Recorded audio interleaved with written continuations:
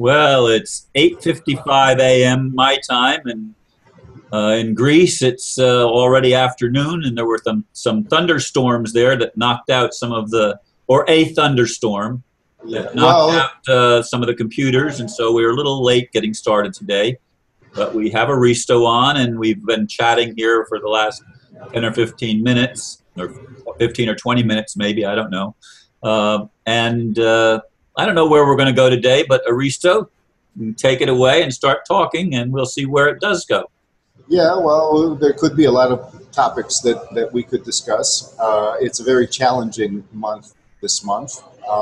There's one piece of advice that I heard from a forecaster, astrological forecaster, and I like these forecasts because they don't deal with planets and all of that. They just go down to the juice of saying, look, this month this is going on.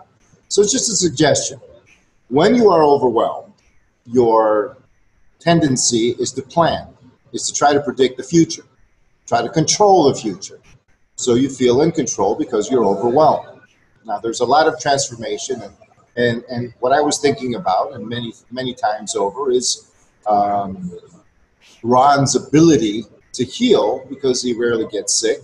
And when he does, he views it as or you view it, Ron, as a adjustment. And I used to, and in the New Age community, and then I've heard people, and every time I use the word, some people say you're judging them or this, and it doesn't. Well, we got to use a word to describe modern alternative spirituality. So let's call it that. So anyways, in this modern alternative spirituality paradigm, which is a large spectrum, I've heard this, that the world is going under transformation, so we're undergoing adjustments. The world is undergoing adjustments. Now, this is good. I mean, but it's very hard when you're sick to actually, and think you're in pain, to think you're undergoing an adjustment. It takes courage, it takes faith, and it takes proof in the sense of you've done it a few times before and it worked. And so you keep doing Lots it, of it keeps times working. now. Yeah. So time is compressed there. I mean, you go through a couple of days of being sick and you say it's an adjustment, and you get well much faster and it works, and nothing is chronic. So the thing is, with the world, you can't do that. I mean, what are you gonna, okay, let's see when the first apocalypse is gonna come and the transformation, so we can try to, it's a one-shot deal. So what you have to do is look at it in progress and look at the stages, because often it moves through microcycles or cyclets, ups and downs. And you have to notice these ups and downs, not just in the world in physical events, but through your reaction to physical events. So even if you don't see the world as some kind of, okay, this is all an adjustment in the world, you can view your own responses in terms of an adjustment. Now, the world is undergoing strain and conflict because the underworlds are coming to the surface. Indeed. Okay? And the conflict was already there. We were under programming for 5,000 years. However, the response to the conflict is what's going on right now. And we don't see anybody else responding. Look, an electrical current moves through a conductor, okay? Now, a semiconductor is something that can be an insulator in some conditions and a conductor in others. Or you can call it a switch. It will open up to an electron flow under some conditions and shut off in other conditions. So the underworlds are coming to the surface, but they can't just fucking bust the ground open and spew out, and that's chaos. That's why the Mayans, who did not see how can these flows come out to the surface, that's why you have, and the Mayans and prophets don't foretell the future. They feel a probability, a trend. There is no absolute future out there. They feel a collective intention, a cosmic intention, something. And they interpret it according to what they know. So you go, well, like Ron says sometimes, I don't see how this is going to happen. There are no indicators. That's true. You don't see it, I don't see it, or whatever. However, how could it happen? With what we know, we can actually make some predictions here. And when you have the underworlds coming to the surface, they need a conductor to flow through. Otherwise, the pressure is going to start cracking everything. We're going to have a discontinuity. So one way to have a continuity is almost like you have current rising from the earth, so you need to stick a conducting pole, so the current, like a reverse lightning rod. Okay? Tesla did things like that. The Earth is a battery. Exactly, exactly. And the sky is a battery, the earth is a battery. We're living in an electrified universe. Exactly. And whether people think it's a dominant force or not a dominant force, the electrical nature is indisputable. And so is the bioelectric nature of our physiology. And so this is a parallel to the more esoteric aspects of energy, as well as the more obvious, mechanical, molecular, whatever aspects, particle aspects of energy, like force, gravity, force, momentum, all of these things. So if you have these underworlds coming up to the surface, and the way they're going to come up without creating a disruption is through lightning rods. So people who are open to the change will feel themselves as lightning rods. The lightning rod itself conducts the current. And if the lightning rod has resistance to what it's conducting, it's going to heat up. It's going to go through an adjustment in order to be a better conductor. And then it becomes a better conductor and sees it's not good enough because it's still heating up, still stressing. So it then realizes, oh shit, I have to be a superconductor. No friction. And then it looks around and it sees that it is an environment that is insulating. Everybody around me is in denial. Nobody's getting it. They're all acting business as usual. And yet they're feeling the strain of the current pressure going from underneath, the underworlds, rising to the surface. Excuse me. So when we complain, we need to, it helps to view it from that perspective. I'm being a conductor right now for a force that needs to flow through me, because if I wasn't there, then it would have to bust through. It would have to create a discontinuity. Why isn't there a discontinuity right now, and how is today different than in the past? It's different because there are lightning rods in the ground channeling the underworlds to the rest of the world. And this affects our internal perception. Where it is busting through, where there are no lightning rods, you have wars, you have pestilences, you have suffering. And this is even, where people are taking their homes. They're not taking your home yet. You're awake, so-called. They're trying to, you feel the pressure. The ground is upwelling, like that dome they have at Yellowstone Park that they talk about. The magma's underneath. It's all going to explode. But it keeps coming up through the geysers, releasing pressure and all of this. So we are pressure valves. Sometimes we get pissed off. We need to vent. And people scream, no, don't do that. You're not allowed to be angry. That's not spiritual. You're not allowed to be angry. Yeah, because see, this anger is that's exactly what it is. I am dumping my load onto other people. Of course I'm going to dump my load because they're not handling theirs. So, and it's not a matter of possession or anything. It's coming to the surface.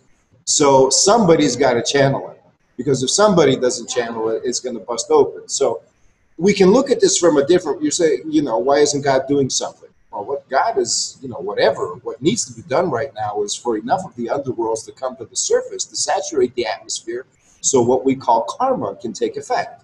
How does karma take effect? The polarities of earth and sky start dancing. The polarities of underworld and sky start dancing, on earth. That's what is happening, in my honest opinion. So when you view things with an exoteric perspective and only, you have to rely either on conditioning or your own conditioned mind, or a kind of blank slate. And sometimes that's what they say. Sometimes you get overwhelmed. And so you can vent, but the venting actually has its own limits. I mean, you can actually, dump, but in the end, you're just playing a program and swallowing your own vomit. That's the problem with vomiting out emotion. Unless it's being digested as you are bringing it to the surface, unless you are actually in a state of self-acceptance and love, self-love, unless you are understanding your position in the world instead of standing under it, as you said in the prior video, then you are going to end up swallowing your own puke, and you end up spitting it out on other people, and they view it as puke instead of something that they're not accepting. I mean, it's far easier to accept it in your own channel being on your own terms than it is to get it dumped on from somebody else. And that's part of the message. A lot of times when people dump on us, they do it because they're saying, why don't you handle any of this? Sometimes you say, well, I am. And just because you're not seeing, sometimes other people want to see us suffer to have validation for their suffering. Misery loves company. And that's not necessary. Some people keep talking about neutrality When what they really mean is to be in the program, but of the program, but not of the program, which means you don't respond in a programmed manner. You respond in a natural one. And so you can actually be in your love, in your self-love, in your self-acceptance, and still deal with all of these energies as if subjectively there's no difference between you and somebody who's programmed. You feel like crap, but you also have another presence that is your center, and that center knows that it's digesting the crap. So you think of the image that, look, this image has helped you, Ron, in your physical healing. I believe it can help people in what we're dealing in the world. Adjustments, and you agers, quote unquote, have said this before. We're undergoing, yes, but when the rubber meets the road and push comes to shove, everybody flips out. They forget all of that, you know. And it's like, yeah, that's natural, but how do you get beyond that freak out zone? Well, you release dependency on given outcomes. And that doesn't mean that you just let things happen and stand back and be neutral and whatever. It just means you harness the power of uncertainty. I've said this in the previous video, way back. You harness the power of not knowing. It's like when you don't know, you still follow your heart, you see. You just have no guarantees, no reason, no rationalization, no structure. No structure of outcomes, no open map. I want a map that guarantees the territory. It's like, well, the territory is unscripted, so you're not going to get one, basically. And that's the way it goes. And that's good news, because that means all these controllers have no clue either. That's why they're terrified. And they're even more terrified than us, because they're more freaked out about being in control. Yeah, they're more attached to the outcome that they've been working on forever. Exactly. You know, and in a way they've got, so for them to threaten us, they want to put us in a position where we have more to lose than they do. And they have a lot to lose in their eyes because they're addicted to control. That's the affliction from that end of the spectrum, a control addiction. We're addicted to being controlled. You know, we like security, but we want to be controlled in a way that's passive aggressive. We want to basically, it's like making God your servant. Okay, God, you know, it's your job to do this for me and that for me and the other for me. Okay, God, you know, do this and that. Why aren't you getting on the ball? Crack the whip and make God do shit. Because he's God and he can. And it's like, you know, well, why would anybody create anything if they were going to turn on them and turn them into some passive? You ever meet people who are like poor and oh, I'm suffering, I'm this, I'm a victim. And then they end up manipulating you. They move into your house. They end up, you buy them all their food. You end up feeding them. Then they end up, you know, actually dominating you. You know, there are people like that. Yes, there are. And so, you know, taking advantage. So that end of the spectrum, the so-called people have those tendencies. I see them everywhere. They may even be hidden. They may even be veiled. You know, but all of these things need to be recognized. And if we recognize it in ourselves, we can understand that perhaps we are undergoing adjustments. Because as soon as we undergo an adjustment, we can take current. The others who are threatened are going to have to feel more pressure. The ambassador talked about education camps. And I say, these are not necessary. You don't have to fucking put somebody in a position where they know they're suffering, you know, or show them what they've done. They know what they've done. Oh, let them feel what they've done. Well, that's what's going on now. See, the more we undergo adjustments, and I'm not talking about the whole world. I'm saying if you want the world to respond, if you want everybody to support you, you are going to undergo as much adjustment as necessary in order to ensure that they have no choice. And that is a scary thought, because for some, either an extreme top of the pyramid or extreme bottom of the pyramid, so-called, to be put in that position, the presentation is that you're going to suffer too. It's like, I don't want to be in a discontinuous world. I don't want to be in the world of catastrophe and all of that, so that's not an option. But I am confronting that fear because everybody's afraid of change, because they assume and impose that if you want change, we're all going to suffer. You know, it's some kind of inevitable thing. So what is it? Is it the fear of, is it the sense that you can't let go of this idea that change equals suffering? Or are you so afraid of change because all you experience is loss? There's no such thing as gain. You know, it's false gain if it's there. Even the so-called upper echelons, you know, they gain power and then it's empty. They want more. The reason I don't want discontinuity is because I feel that when there's discontinuity, the lessons aren't learned. It's like the same as reincarnation. What good is it to keep reincarnating if you forget what you learned before?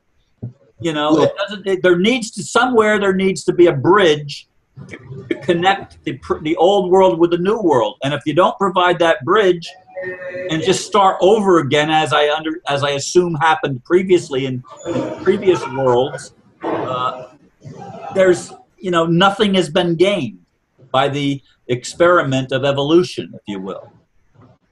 not only that, somebody told me something. It's like, I have an attitude. If a food doesn't taste good, then it's not good. Okay? If I don't like it, or if an action is not pleasurable, I'm not one of the people who say no pain, no gain. I believe in strain, and sometimes, like when you exercise, you actually feel good afterwards. So there is a little bit of strain, but you're misunderstanding the strain, and it's actually good. The same thing with food. So if you have to take your medicine always, and you're probably poisoning yourself. And also, not only that, I mean, our sense of bitterness actually comes from a poison detection instinct. Most poisons are bitter. And even the Greek word for pharmaceutical, pharmaki, is actually a cognate word for bitter. And there's been research done that when you take nutrients and it's not pleasant, you don't absorb it. The body rejects it. It goes, hey, this sucks, man. Your brain just gave your pleasure centers aren't stimulated. You're not resonating with this, so they don't get absorbed. But if they taste good, and it doesn't mean sugar coating. I mean, you can't fool the body that way. The body will just say, oh, that's the sugar. What's inside? I can sense that too.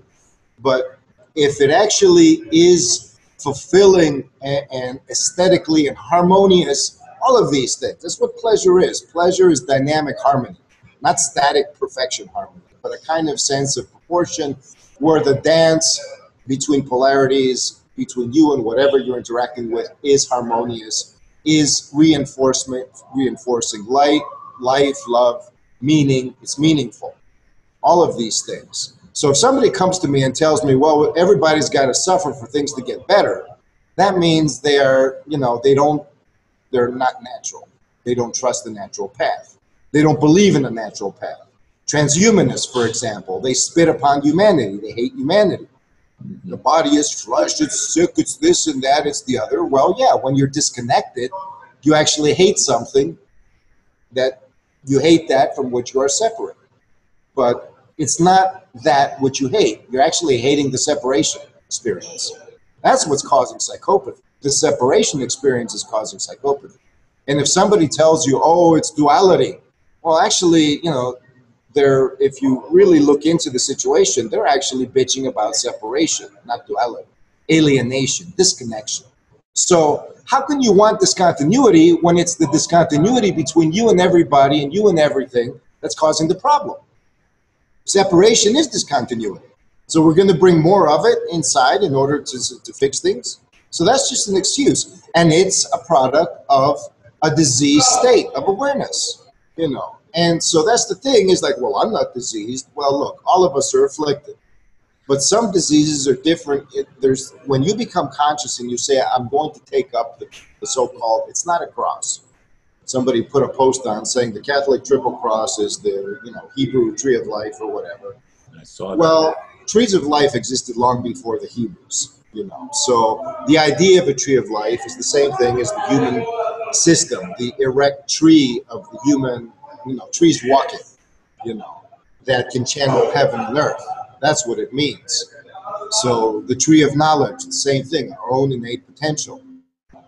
So the thing is that when you make a decision to become a tree, you end up experiencing more discontinuity. Now that decision may be, you say, well, I wouldn't have chosen suffering. No, not suffering. You chose resolution.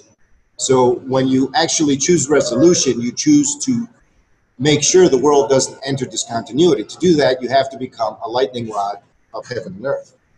And that means, but the upside is that the lightning, the current, both of the underworld and the heavenly energies is transforming you. It's activating your DNA to make you into a superconductor. But this means that you have to correct your course whenever you become a resistor. So when you feel the heat, the friction, the tribulation, that's a call to say something needs to be adjusted in my life. in my attitude somewhere.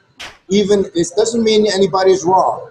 It means that there's separation, alienation, discontinuity involved. So before we say, well, everybody has to wake up, well, look, man, they're threatening, and the threats are actually looking as if they're escalating. People are suffering. Yes, they are. But if you go back 5,000 years, it's actually, it hasn't changed. Nothing new under the sun as far as that's concerned. The only thing that's new under the sun, really, is the fact that there are now people who are able to channel the forces of the underworld so the earth doesn't enter discontinuity. This is what never happened before. This is what 2012 is all about. 2012 is the culmination or the maximization of the on switch, okay? When a disaster was supposed to, the ambassador said something similar. Now, when a disaster was supposed to happen if there were no lightning rods available. The pressure of the underworld reached critical mass. 2011 is when the actual contact happened. And even Caliban had almost like a pyramid and then another pyramid, and they were meeting at the points. Well, now we have an interpenetration to the point that, people who were saying, oh, we're just going adjustments back in the 90s, it's like you're just being tickled. Your genitals are being tickled by the flows coming from below. You're not going through an adjustment yet. You're going through a preliminary, You're going through an adjustment when you actually feel tribulation in your life.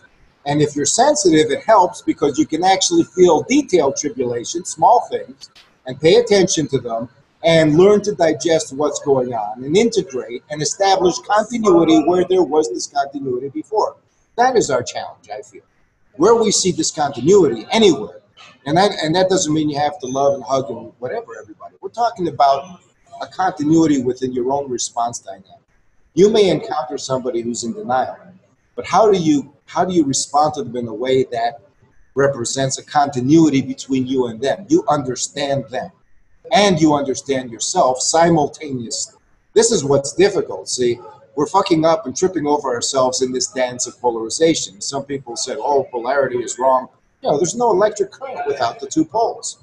You don't have life. It doesn't go. You want everything to become one, and then what's that one going to do? It's going to say, shit, back here again? What happened? And then again. One is the perfect state of nothingness. Exactly. Polarity is the perfect state of everythingness. Exactly. What does one perceive? Itself, one perceives nothing, outside of itself. So the only relationship one can have is with nothingness. That's terrible. That's the ultimate discontinuity.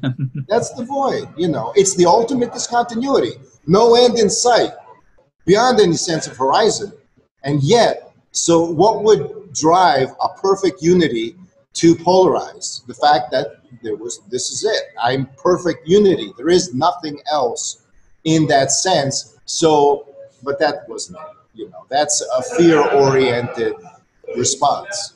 That's a response after the trauma. Before the trauma, when there's all joy, you say, wow, can you imagine, even if there's a void, even if there's other ones on the other side of the void, instead of reaching out to connect, why don't I create my own interconnectedness and then reach out to connect and then go into the void? And then what happens? Well, the void becomes a field of infinite possibility because the multiplicity is like a supercomputer computing possibilities because there's nothing restricting it and growing into those possibilities as itself, beyond any sense of horizon, beyond any sense of anything, because it's unlimited. So that joy is actually then transcending itself. That perfection transcends itself. That's an abstract philosophical statement, but just imagine being with your intimate super lover, the best one in the world, whatever, and then going on a grand adventure where you're going to have 1,000 times better experience than just staying at home. Would you do it? You say, no, well, it's scary, it's dark outside, you stay at home. Well, you stay at home and you stay at home. Well, let's do it finally, And we did, and yeah, you stumble over, and you get lost in the darkness, and then you find yourselves again. So we're here not to establish oneness. We are here to establish continuity, interrelatedness, and that is the 666. So I disagree with the ambassador in terms of overcoming the sick. You cannot overcome an archetype. What you do is you heal it. If the 666 is actually a dysfunctional version of what it was meant to be, it's a fragmented, chopped up network. You know, you got the sushi master coming out in the super web of life and going, da, da, da, da, da, da, and then you got the beast. That's what the beast is. But if you create continuity within that network, then the beast becomes divine. And it's not, oh, the divine and the thing. I mean, yeah, you still hear some crap from people about, oh, what you said about the saints and the New Agers and this and that. It's like, well, now, this is polarization because it's conflicting. It's not polarity. It's just like duality and dualism and all of that. It's actually, well, why do you put these saints in the so-called category and the sinners in another category? Isn't this the wise person supposed to know that they're actually connected and that there's you don't have insulation between them where it counts?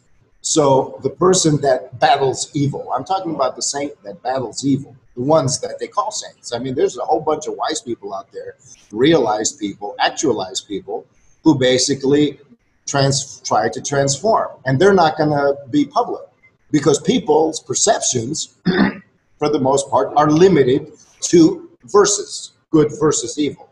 And then when they try to transcend it, it's capitulation. Oh, just let it be. No, it's not let it be. Continuity means digestion in this case because evil is a fragment. It's a fragment that needs to come home. You can't just put them in a camp and have them being whipped with the results of their own actions because their own actions are also stimulated by our own denial. So we should put ourselves in the camp too and see how it feels to be denied, which is what's going on right now, isn't it? You know, I mean, until we get it, we are feeling, I mean, you're feeling how it feels to be denied. Everybody around you is basically denying you, except people who are so far away that you don't feel they will make a direct difference in your immediate environment. So before we can actually talk about concentration camps or well, not whatever sense, education camps, education places, teaching them a lesson, we need to be taught our own lessons. And this is not some angry, pissed off, whatever, you know, trying to make us get it. It's our adjustment to the underworlds coming to the surface and the heavenly worlds coming down to earth. You said it, I said it, we are conduits of heaven and earth. We are bringing them together. The Chinese have that, heaven, earth, and man. Earth, sky, God. Actually, it's earth, sky, man. And man and God are one. And religions, as you mentioned in the previous video from somebody, are indeed the product of the human mind, which is a product of a mind archetype. The mind archetype is the divine messenger. Between divine consciousness and manifestation, mind is the messenger. The ultimate, first, brilliant, beautiful, luminous Lucifer. You know, these are principalities. What is a principality? It is a principle. It is an archetype. It is an omnitype, a holotype, whatever you want to call it. You know, an archon. An archon is basically the ruling principle of something, of a massive effects. So if you say Lucifer created religion, yeah, it's a mental construct. Religion didn't exist before humans started fabricating. It wasn't inspired. What happened was, if you really tune in, because someone who does engage in esoteric focus extensively can actually tune in to what happened in the past and say, okay, what does this mean? Well, what I perceived was that certain individuals opened up, got downloads, and these individuals essentially became shining ones. Shining one is the principle that they downloaded from the stars, if you want to look at a physical aspect, because in some practices you actually open up to the star itself and feel its light come through your crown, down your body and ground into the earth, and you become an activated, a messenger. You become an angelos. You become someone who bestows the message of what has been downloaded through you. A channeler. Channeler and messenger, angel, they all amount to basically the same thing. And all of the rest was an elaboration of the human mind. All of these, the fact that some God has to write a book on paper, you know, well, what if, you know, for everybody else to read the instruction manual, because otherwise, because their hearts are meaningless, their DNA is meaningless. I mean, if I was, you know, God or anybody else was, wouldn't it make more sense to just build The truth receptor inside of your cells, inside of the body, your truth receptors are part of your creation. That's part of being in the image and likeness. It's called divine resonance potential. Your potential to divinely resonate. It's there in all of us. And so we're challenged to discover right now, because we know our human, which is basically a matrix, right? Because the very definition of humanity is a matrix definition. It's open-ended. It includes the divine. That's why I said long before, I'm going to say something very paradoxical and very offending to some people. We are more than God, because we can contain God. You know, whatever we think God is, but God is everything. So we are everything. But the fact that we can make the transition from fragmentation to wholeness means that we are actually more than everything, because we can break apart and come back together. We're not threatened by dismantling. This is what's happening. And that means a whole shitload of possibilities, more possibilities are open to us. Because if you got to watch your step, then your path is narrow. If you have to say, well, I can't go there, it's dangerous, I can't go here. No, a joyful unity wants to be able to go everywhere. Don't we want to do that? Don't we want the signpost lifted? And we don't want the restriction of somebody else's freedom blocking our own freedom. You know, well, when you have infinite territory, that issue doesn't exist. You know, and your heart's desire doesn't want to impose. That's not our free will to impose on other people. When there's continuity, we already have a circulation with them. So there's no need to impose. There are no boundaries. My free will is your free will, when it's true free will. It's just that if we can't see that, it means that there's separation. So that's the problem. You said it yourself. We're caught in the lie. We're caught in the lie. And yet the lie is manifest. That's the difference between truth and reality. I've always, you know, some friends of mine, therapists, have made that distinction. They said, look, reality is what you experience. It doesn't have to be true. You can be living a lie, literally. You know, it's not an illusion. It's an experience, as you say. However, there is such a thing as the truth. The truth is what's most meaningful. The truth represents you. The truth is what you want, because it's what you're made of. It's basically, you know, essence. Expressed, manifest, whatever. It's all essence. There's no distinction. There's no separation. You know, so separation is a lie, but a true free being, a true divine being, has the option to experience it. And if they don't experience it, then that means that, you know, it's not, their true freedom hasn't been actualized. They have to experience it at some point to understand it, not to sit there and say, okay, I suffered enough. No, do you understand? You don't have to suffer. You can, if you're really sensitive, a little pinprick, oh, you know, that's it. You can stop time and experience the ramifications of all the suffering your cells go through. Because if you're truly sensitive, you can experience the consciousness of your cells to the point that each and every cell is like a loving baby or a puppy or an animal. You know, each and every cell looks at you like your child, like your sibling, like your most loving anything, you know, beyond those categories even. And so you say, I don't want any cell to suffer, and yet they are. I don't want any person to suffer. I don't want any molecule. You know, if you were truly awakened, it would be overwhelming without the ability to actually deal with it. So it's a blessing that we wake up to the point that we can handle it, because you wake up to the point that you can apply it. If you aren't awake in terms of application potential, which is wisdom. Wisdom is the ability to apply understanding. That's the definition of it. In some way, even the knowledge of its application without going through the motions of applying it, still you're a wise person. Maybe not absolutely. But the point is that there's many things going on, and how we interpret it is best understood in a way that serves us. What serves us? What serves us is continuity. Continuity with other people does not mean capitulation. The fact is, if I'm discontinuous with you and you are discontinuous with me, then I try to be loving in myself, but I get hurt. What happens? Well, then I need to look within, because as within, so without. I need to look at my internal discontinuity. When I deal with that, it may require a shitload of adjustments, because then I'll be saying, okay, I'm now uploading the underworld. All of this crap, this suffering, this overworld, this is the underworld.